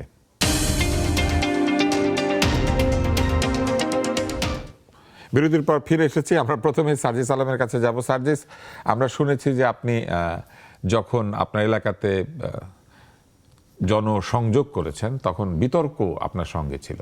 আজকেও দেখছি যে সেই বিতর্কের ব্যাপারটি আপনি ভুলে যান নাই। অনেকে আপনার বিরুদ্ধে অভিযোগ করে যে একসময় তো আপনি ছাত্রলীগের সাথেও যুক্ত ছিলেন, তো তাহলে আপনিও একজন এনেবলার, এরকম কিন্তু বলে। আপনি নিশ্চয়ই দেখেছেন ফেসবুকে এসব সমালোচনা হয়। হ্যাঁ, মাঝে মাঝে আমরাও এটা নিয়ে প্রশ্ন করেছি বিভিন্ন শোতে। আপনি এটা নিয়ে পরে বলবেন, আগে আপনি যে আলোচনায় ছিলেন সেইটা বলেন। যে এই আমাদের প্রেসিডেন্ট কিন্তু বলেছেন যে তিনি কথা বলতে পারেন নাই, তার ছবি নামিয়ে ফেলা হচ্ছে, তাকে জানানো হয় নাই। সবচেয়ে গুরুতর অভিযোগ করেছেন যে প্রধান উপদেষ্টা বিদেশ যেতেন, চুক্তি স্বাক্ষর করতেন, নানান আলোচনা করতেন, নিয়ম অনুযায়ী প্রধান উপদেষ্টার একটা ফর্মাল ইনফরমেশন দেওয়ার কথা, তাকে অবহিত করার কথা রাষ্ট্রপতিকে, কিন্তু তিনি কখনোই সেটা করেন নাই। আপনারা কি এই যে এক ধরনের ব্যত্যয় হচ্ছে রুলস অফ প্রসিডিউরে, এইটাকে নিয়ে আপনারা কখনো ভাবেন নাই? আপনারা তো ওই সময় অত্যন্ত প্রভাবশালী ছিলেন, হয়তো এখনো আছেন প্রভাবশালী, যদিও আমার মনে হয় যে এত আসন নিয়ে বিএনপি গিয়েছে, প্রভাব হয়তো আপনাদের একটু কম হবে সরকারের উপরে। আপনি নিজেও একটা জায়গায় বলেছেন যে আগে স্বাধীনতার সাথে বহু জায়গাতে যেতে পেরেছেন, কথা বলতে পেরেছেন, আবার এটাও বলেছেন এত স্বাধীনতা দেওয়া ঠিক হয় নাই। হ্যাঁ, আমি যেটা দিয়ে শেষ করেছিলাম ওইখান দিয়ে শুরু করি আর কি। মাঠের যেটা অবস্থা, বিএনপির এই যে নেতৃত্ব, হেভিওয়েট যারা আমরা যাদেরকে বলি, বড় বড় নেতৃত্ব যাকে পুরো দেশ চিনে, এই আমাদের বিএনপি নেতৃত্ব পর্যায়ে যারা আছেন তারা মাঠে গিয়েছেন নির্বাচনের 1-2 মাস আগে, অর্থাৎ তারা মাঠে গিয়েছে নভেম্বর ডিসেম্বরে। আর জামায়াত সহ এনসিপি সহ অন্যান্য রাজনৈতিক দল তারা কিন্তু মাঠে গিয়েছে বেশ আগে, কারণ আমাদের সংগঠন গড়তে হবে, তারা তাদের জায়গা থেকে নতুন করে রাজনীতি করার সুযোগ পেয়েছে। এ কারণে বিএনপি এবার মাঠে গিয়ে যখন দেখলো নির্বাচনের 2-3 মাস আগে যে তাদের মাঠের যে অবস্থা, রুট লেভেলের সাথে তাদের কানেকশন নাই, বিগত 1-1.5 বছরে অন্যান্য রাজনৈতিক দলগুলো সাধারণ মানুষের কাছে এর চেয়েও বেশি পৌঁছে গিয়েছে, তাদের মধ্যে একটা কমিটমেন্ট হয়েছে, বোঝাপড়া হয়েছে, ভাবের আদান প্রদান হয়েছে। সো ওই ভোটটা তারা আর পাবে না। তখন বিএনপির নেতৃস্থানীয় জায়গা থেকে তারা যেটা করেছে, আওয়ামী লীগের টপ লিডারদের সাথে কথা বলেছে, যারা বাংলাদেশে আত্মগোপনে আছে কিংবা দেশের বাইরে আত্মগোপনে আছে। আমি আমার আসনের উদাহরণ দিই। আমার আসনে আওয়ামী লীগের যিনি এমপি ছিলেন, ওই এমপির সাথে বিএনপির পদপ্রার্থী তাদের একটা সেট বসা হয়েছে। ওই বসা থেকে, আলোচনা থেকে তারা প্রত্যেকটা ইউনিয়ন, উপজেলা, জেলার আওয়ামী লীগের সভাপতি, সেক্রেটারির সাথে অনলাইনে বা অফলাইনে যে কোনোভাবে যারা আছে, যাদের সাথে যোগাযোগ করা সম্ভব হয়েছে, বসেছে। বসার পরে ওই ভোটটা নিয়ে তারা তাদের জায়গা থেকে ইলেকশনে ফাইট করেছে। এই জন্য এবার ইলেকশন করেছে এখানে BNP plus Awami League plus তাদেরকে যারা ক্ষমতায় দেখতে চায়, এই অংশটা একসাথে মিলে নির্বাচন করেছে। এটা যদি না করতো, শুধু এককভাবে যদি বিএনপি নির্বাচন করতো, বিএনপি কখনোই এবার সরকার গঠন করতে পারতো না। আপনি দেখবেন, ভাই যেটা বললো, ভাইয়ের কথা ধরে বলি যে এটা ট্রু, আমাদের এই জোট বিভিন্ন কিছু রিজিয়ন ভিত্তিক তাদের আমরা আসনগুলো দেখতে পাচ্ছি, কিন্তু বাকি আসনগুলোতে এমন কোথাও হয়েছে বাংলাদেশের যেখানে যে 11 দলীয় জোট ভোট পেয়েছে 1 ভাগ আর বিএনপি পেয়েছে 3 ভাগ? কোথাও হয় নাই। আপনি দেখেন তারেক রহমানের আসনে বিএনপির সাথে 11 দলীয় জোটের প্রার্থীর ভোটের পার্থক্য মাত্র 3-4 হাজার। এরকম প্রত্যেকটা জায়গায় আপনি দেখবেন ভোটের পার্থক্য এই 2000, 3000, 5000, 10,000। এই পার্থক্যের কারণে টোটাল ভোটে যখন আপনি দেখবেন ওই বিএনপির ভোট এবং আওয়ামী লীগের ভোট এবং এইদিকে যদি 11 দলের জোটের ভোট দেখেন, ভোটের পার্থক্য সর্বোচ্চ 5 থেকে 10%। অর্থাৎ এই যে পার্থক্যটা যেটা আছে, যেটা আওয়ামী লীগ সহ করেছে, ভাই যেটা বললো যে আওয়ামী লীগের অংশগ্রহণ করার কথা ছিল, আমরা তো আমাদের জায়গা থেকে এটা হতে দিতাম না। যদি করতো, এই জায়গায় আপনি একদম নির্দ্বিধায় এটা থাকতে পারতেন যে আওয়ামী লীগ বলেন কিংবা বিএনপি বলেন, সেটাকে ওভারটেক করে ভোট যদি 2 ভাগ হয়ে যেত, 11 দলীয় জোট এবার সরকার গঠন করতো। তো এটা তাদের জন্য একদিক থেকে মন্দের ভালো হয়েছে। এটা যে করেছে, আমার এটা যে কথার কথা না, আমি প্রমাণটা দিই। 12 তারিখে নির্বাচন হয়েছে, 13 তারিখে প্রথম পঞ্চগড় জেলায়, আমার জেলায় উপজেলা বিএনপি সভাপতি দাঁড়িয়ে থেকে আওয়ামী লীগের অফিস খুলে দিয়েছে। এরপর আপনি দেখেছেন ঠাকুরগাঁ, দিনাজপুর থেকে শুরু করে বাংলাদেশের অন্তত 50টা জায়গায় আওয়ামী লীগের এই অফিসগুলো খোলা হয়েছে। আওয়ামী লীগের অফিসগুলো কি তাদের নিজস্ব? তাদের জমি মালিক তারা? বা এটা হতে এটা বড় ইস্যু না। বড় ইস্যুটা হচ্ছে এই অফিসগুলো খোলা হয়েছে বিএনপি নেতাকর্মীরা উপস্থিত থেকে। এবং আরেকটা মজার ঘটনা ঘটেছে, বিএনপির একটা অংশ এটা খুলতে সহযোগিতা করেছে, মাঠ পর্যায়ে যারা নেতাকর্মী ছিল, ছাত্রদল, যুবদল, বিএনপির, তারা আবার রাতে এসে ওই তালা ভেঙে দিয়েছে কিংবা নতুন তালা লাগিয়ে দিয়েছে কিংবা ওইখানে আবার ভাঙচুর করেছে। কারণটা কি? কারণ হচ্ছে এই উপরের লেভেলের বিএনপির যে নেতারা ছিল, তারা আওয়ামী লীগের সাথে নেগোসিয়েশন করে বিগত 16 বছরেও ভালো থেকেছে, তারা ব্যবসা করেছে, তারাও তাদের জায়গা থেকে সুবিধা ভোগ করেছে। তাদের গাড়িতে শুধু পতাকাটা ছিল না, কিন্তু মাঠ পর্যায়ের বিএনপির যে নেতাকর্মীরা, তারা ওই জুলুমের শিকার হয়েছে, তারা হয়রানির শিকার হয়েছে, তারা নিপীড়িত হয়েছে, হামলা শিকার হয়েছে তো তারা তারা জেল আপনাদেরকে খেটেছে। ভোট না দিয়ে নিজের দল বিএনপিকে ভোট না, দিল এটাই কেন?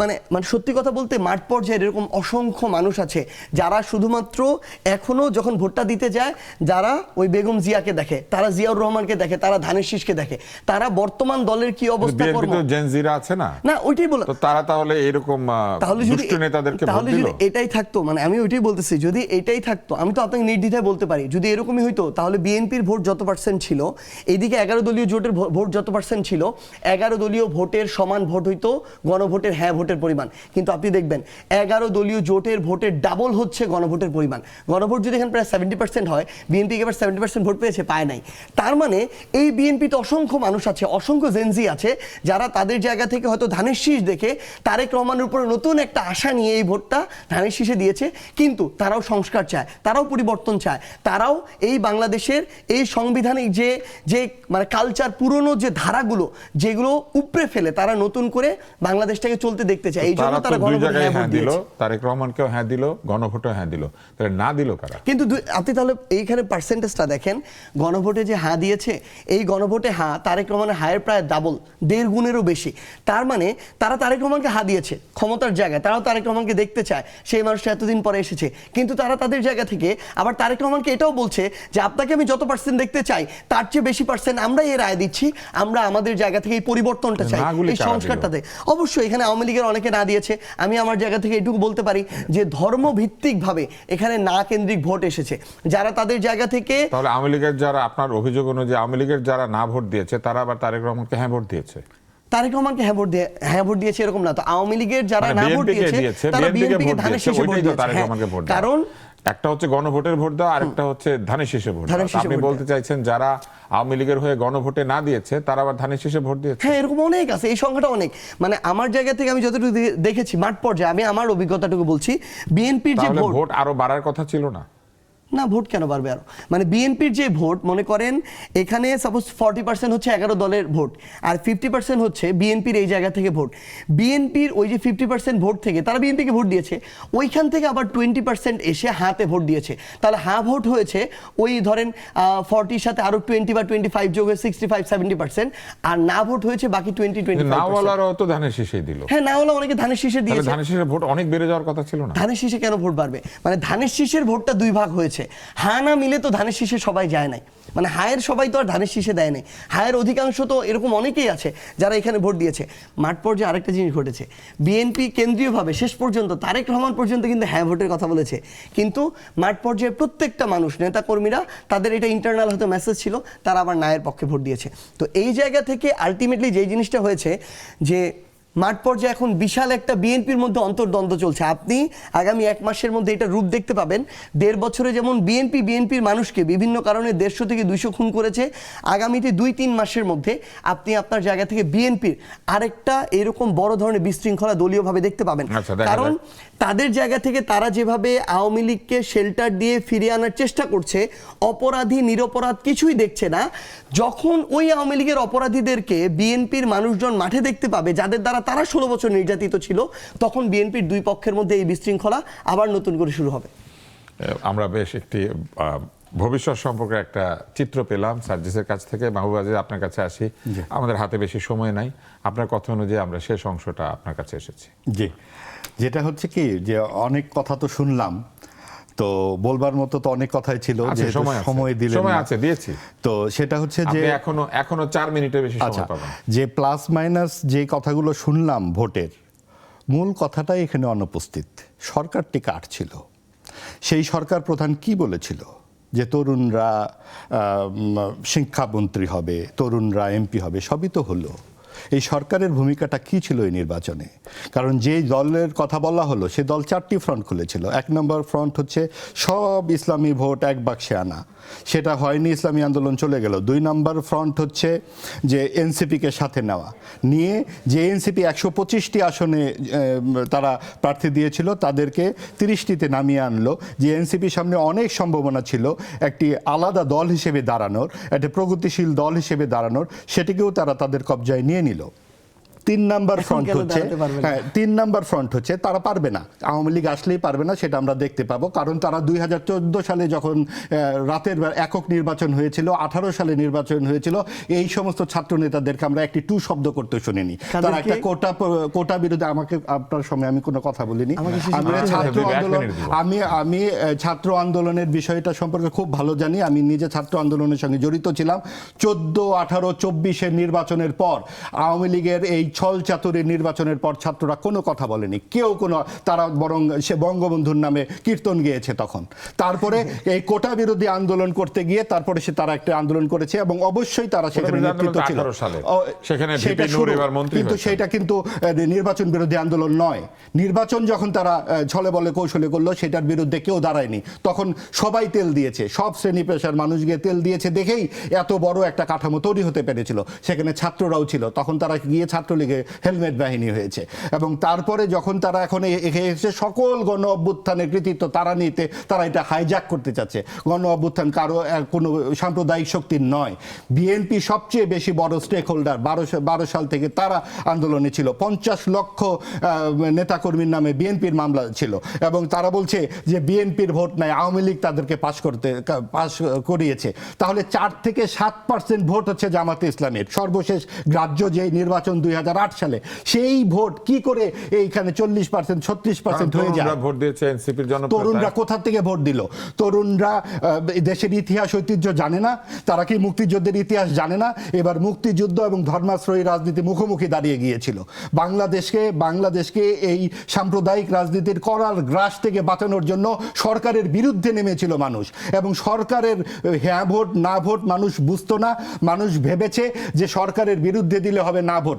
না ভোট হ্যাঁ ভোটের গণনা রাত কটার সময়? আপনি তো টেলিভিশনে ছিলেন, আমরা নিজেরা কথা বলি নাই রাত 1টা পর্যন্ত। কোথায় হ্যাঁ ভোট না ভোটের কোনো কিছু আসতেছে না কেন?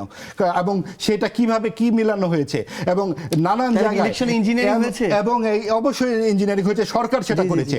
এবং আরেকটা ব্যাপার হচ্ছে, আমি বলি সংসদ নির্বাচনে না পুরোটার মধ্যেই নানান রকম ইঞ্জিনিয়ারিং হয়েছে। পুরোটার মধ্যে যাদের এজেন্ট নাই, যাদের এজেন্ট দিতে পারে না, সেই তারা এমপি হয়ে গেছে। এবং এটা অনেক যারা তারা বলছে কি আওয়ামী লীগ নাকি কি বিএনপি তৃণমূলে যায়নি।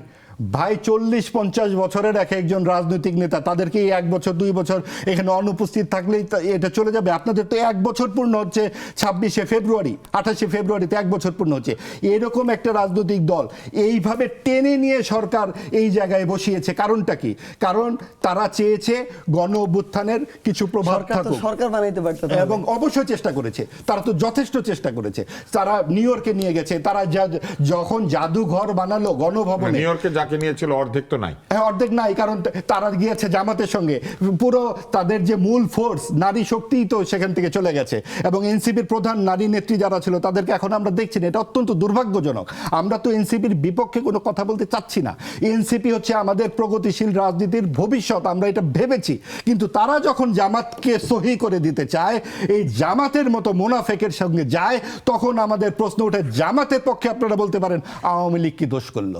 আপনি যখন এক হত্যাকারীর পক্ষে এত কথা বলছেন, আরেক হত্যাকারীকে নিয়ে তাহলে আপনারা অন্তর্ভুক্তিমূলক সমাধি তৈরি করুন। এবং এই জায়গাতে আমরা যেটা দেখতে পাচ্ছি যে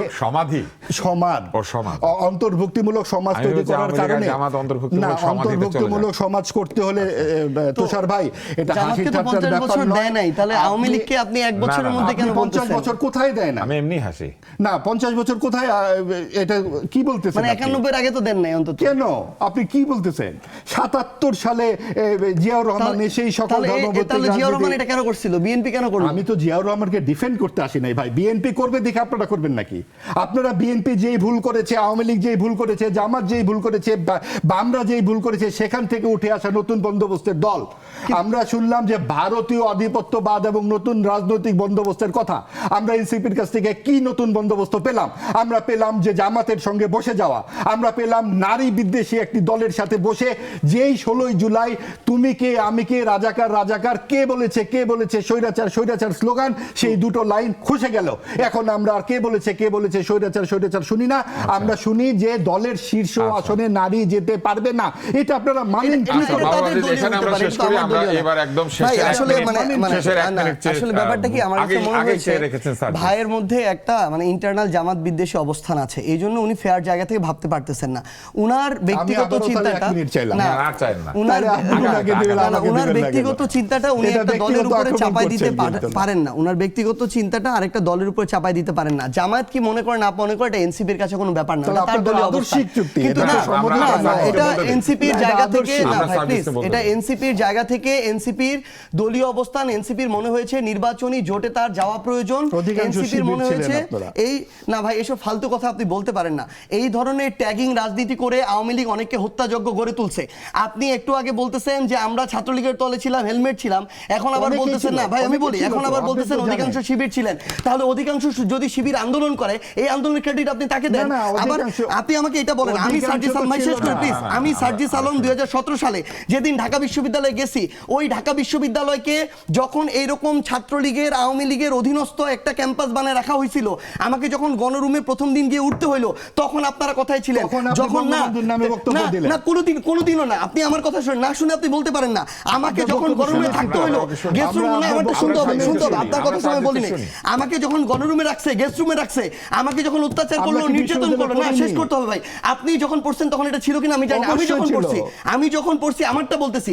আমাকে যখন গেস্ট রুমে রাখা হইলো, প্রোগ্রাম করানো হইলো, আমাকে যখন একজন আওয়ামী লীগের মন্ত্রীকে সালাম দেওয়ার জন্য ঘন্টার পর ঘন্টা মধুর ক্যান্টিনে দাঁড় করে রাখা হইলো, তখন আপনার এই সিভিল সোসাইটি কোথায় ছিল?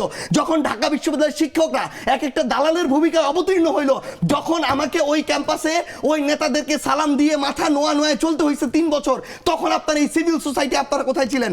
আমাকে এটাতে বাধ্য হইতে হয়েছে। এরপরে আমার জায়গা থেকে যখন সুযোগ হয়েছে আমি মাথা উঁচু করে দাঁড়াইছি। ওই অভ্যুত্থানের সামনের সাইডে যখন 2টা ছেলে দাঁড়াইছিল, এর মধ্যে একটা ছেলে ছিল সার্জিস আলম। এই সার্জিস আলম দাঁড়াইছিল এইটা রিস্ক জেনে যে হয় সে বেঁচে থাকলে তার কোনোদিন সরকারি চাকরি হবে না, এটা জেনে দাঁড়াইছিল। সে যদি ওখানে বেঁচেও থাকে, ভাই শেষ করি, এইটাই তাহলে না এইটাই তাহলে আমি দাঁড়াইছিলাম তো, আমি সামনে দাঁড়াইছিলাম। আপনি আগের ওটা বলতেই পারেন না, আপনি আগের ওটা কোনোভাবে এই কারণে বলতে পারেন না আমি দাঁড়াইছিলাম, আপনি দাঁড়ান নাই। অবশ্যই এটাই মানে আমি ওই ভাই আমি ওই রিস্ক আমি শেষ করি কথা বলতে চাইলে তো আমি শেষ করি। এটা তো হয় না, তো উনি একা কথা বলে যাবেন না, এটা প্লিজ আপনার সময় আমি বলি না, আপনারা আসেন কোথায় না, আপনি আপনার জায়গায় করছেন, কিন্তু আমি আগে দাঁড়াইছি তো রাস্তায়, আপনি আপনার জায়গায় করেছেন, কিন্তু 18 তে করেন, আপনি শুধু 24 এ আমার 14 তে বয়স কত যে আমি এটা করব? আপনি কিভাবে কথা বলেন? অংশগ্রহণ বলতেছেন বাবু সাবজেক্ট শেষ করুন, সাবজেক্ট শেষ করুন। ছাত্র রাজনীতির যে ব্যাপার সেটা আমার যখন করার ছিল আমি করেছি। বাবু সাবজেক্ট শেষ করুন, সাবজেক্ট শেষ করুন, আমি শেষ করি, সাবজেক্ট শেষ করুন ভাই প্লিজ। বাবু তর্কের কিছু না, তর্কের কিছু না, আপনারা ব্যর্থ হইছেন, আপনারা প্রবীণরা সবাই ব্যর্থ হইছেন, বাবু আগে হইছে শিবিরকে, কারণ আপনারা শিবিরকে হত্যাযোগ্য করে তুলছেন। ঢাকা বিশ্ববিদ্যালয় বলছে একটা শিবির ঘর ধইরা ধইরা জবাই কর, আপনারা মুখে কুলু পেটে তেল বাজি করছেন। শিবির যখন তাকে মুক্ত করতে হইছে, ভাই তাকে কথা বলতে দেন না, না আমি তো আপনি বলতে দেন, আপনি বলতে দেন, আমাকে বলতে দিব আপনাকে। সে গুপ্ত থাকার পরেও তাকে ধরে ধরে পিটানো হইছে, তাকে খুন করা হইছে, হত্যা করা হইছে। একটা মানুষ শেষ পর্যন্ত যখন আপনারা কেউ তার পক্ষে দাঁড়ান নাই, যেই মনে করেন 25 বছরের ছেলেটা শিবির করে, ওই ছেলেটা তো তার আগের কোনো কিছুর সাথে সম্পর্ক নাই, তার তো বেঁচে থাকার অধিকার আছে, তার পরিবারের সাথে থাকার বাঁচার অধিকার আছে। তাকেও যখন শুধু একটা আদর্শভিত্তিক রাজনীতি করার কারণে হত্যাযোগ্য করা হয়েছে, সে গুপ্ত হয়ে গেছে। এই গুপ্ত হওয়ার কারণে আপনি যদি তাকে এখন দায় দেন, এই দায় আপনারও নিতে হবে, সে কেন গুপ্ত হইতে হইলো। আর আমার কথা যদি আমি শেষ করি, আমরা শেষ করি, ভাই মানে দিন শেষে একটা দিন শেষে শুধু একটা জিনিস মনে রাখতে হবে ভাই, দিন শেষে শুধু একটা জিনিস আপনি অবশ্যই ভাইকে দিবেন, দিন শেষে শুধু একটা জিনিস মনে রাখতে হবে, যেটা হচ্ছে আমরা পুরো প্রেক্ষাপটটা না জেনে ব্যক্তিগত চিন্তা কারো উপরে চাপিয়ে দিতে পারি না। এনসিপির রাজনীতি করবে, এনসিপি নির্বাচনের প্রয়োজনে সেটা করেছে, নির্বাচন শেষ হয়েছে। এখন এনসিপির যেটা বাংলাদেশের স্বার্থে, জনগণের স্বার্থে, দলকে সামনের দিকে এগিয়ে নিয়ে যাওয়ার জন্য যেটা যৌক্তিক মনে হবে এনসিপি তার জায়গা থেকে ওইটা করবে। এবং আমরা শুধু এইটুকু স্পষ্ট করে বলি, আমরা এখনো এটা মনে করি যে মুক্তিযুদ্ধই আমাদের ভিত্তি এবং 24 হচ্ছে আমাদের নতুন করে আমাদের একটা পুনর্জন্ম। এই ভিত্তিটাকে মেনে আমরা আমাদের এই 24-এর আকাঙ্ক্ষাটা ধরেই সামনের দিকে চলবো। জনগণ যদি আমাদেরকে মনে করে প্রাসঙ্গিক, আমরা প্রাসঙ্গিক থাকবো। জনগণ যদি মনে করে প্রাসঙ্গিক না, আমরা প্রাসঙ্গিক থাকবো না। কিন্তু কেউ যদি কোনো কিছু চাপিয়ে দিয়ে ব্লেম গেম খেলে মানুষকে বিভিন্ন ভাবে তার চিন্তাটা চাপিয়ে দেওয়ার চেষ্টা করে, এটা টিকবে না। সার্জিস, আর সময় নাই, মাহবুব 30 সেকেন্ড পাবেন এক্স্যাক্টলি, তারপর আপনি যদি কথা বলেন আমি বন্ধ করে দেব। আপনি দেখেন, আপনি কথাই বলতে দিলেন না। আমি আপনাকে অনেক কথা বলতে দিয়েছি। এইভাবে আদর্শবাদী রাজনীতি তাহলে থাকে না। আদর্শের জন্য মানুষকে অনেক যুদ্ধ করতে হয়, অনেক লড়াই করতে হয়। এবং আমরা যে এই শিবিরের ছাত্রদের জন্য কখনো কিছু বলিনি, এটা হতে পারে না। আমাদের গণমাধ্যম থেকে শুরু করে ব্যক্তিগত পর্যায়ে আমরা সব সময় দল ও মত নির্বিশেষে সকলের মতামত প্রকাশের পক্ষে থাকি, এখনো আছি। চাপিয়ে দেবার যে রাজনীতির কথা সার্জিস বললেন, আমরা অবশ্যই চাপিয়ে দেবার রাজনীতির বিরুদ্ধে বলেই এই কথাগুলো বলছি। চাপিয়ে দেওয়া যাবে না, এবং এইভাবে জামাতের পক্ষে চাপিয়ে দেওয়া যাবে না বাংলাদেশের মানুষকে। সাম্প্রদায়িক রাজনীতির বিরুদ্ধেই বাংলাদেশে জন্ম হয়েছিল। 71 সালের উনি বললেন 71-এর মুক্তিযুদ্ধের চেতনায় 24 হয়েছে। মুক্তিযুদ্ধের প্রধান চেতনা ধর্মনিরপেক্ষতা, এবং এই ধর্মনিরপেক্ষতা সমাজতান্ত্রিক যে আদর্শ, সেই আদর্শ থেকেই বিপরীতমুখী পাকিস্তানে যাওয়ার জন্য, হ্যাঁ জনগণ, তাহলে 71-কে মুক্তিযুদ্ধের কথা বলা যাবে না, কারণ মুক্তিযুদ্ধের প্রধান আদর্শকেই আপনারা মানেন না। তাহলে আমরা কিভাবে মুক্তিযুদ্ধের কথা বলবো? ধন্যবাদ মাহবুব আজিজ, ধন্যবাদ সার্জিস আলম, অনেক ধন্যবাদ আপনাকে। আবারও মাহবুব আজিজকে ধন্যবাদ। আমি 3-4 বার ধন্যবাদ দিয়েছি, কারণ আর কোনো উপায় নাই, আমাকে ধন্যবাদ বলে আজকে বিদায় নিতে হবে। কোনো কথা বলবো না। আগামীকাল চলমান আছে, দেখবেন। তবে আগামীকাল আমি থাকবো না, অন্য উপস্থাপক থাকবেন। ফিরে আসবো আবার বৃহস্পতিবারে আমি, এবং এর মাঝখানে 2 দিন আমাদের অন্য উপস্থাপক এটি উপস্থাপনা করবেন। আমরা সবাই মিলে এই অনুষ্ঠানটি করছি কারণ আমরা বিশ্বাস করি ইনক্লুসিভিটি, অর্থাৎ সকলের অন্তর্ভুক্তিমূলক একটি প্রক্রিয়ার মধ্যে দিয়ে বাংলাদেশ দাঁড়াতে পারে। আশা করছি আজকে সার্জিসের এই কথাগুলি আপনারা মনোযোগ দিয়ে শুনেছেন, এবং মাহবুব আজিজের কথা মনোযোগ দিয়ে শুনেছেন। কেননা শোনার ক্ষেত্রে মনোযোগ না দিলে বলার অধিকারকে নিশ্চিত করা যায় না। আপনাদের সকলকে অনেক অনেক ধন্যবাদ।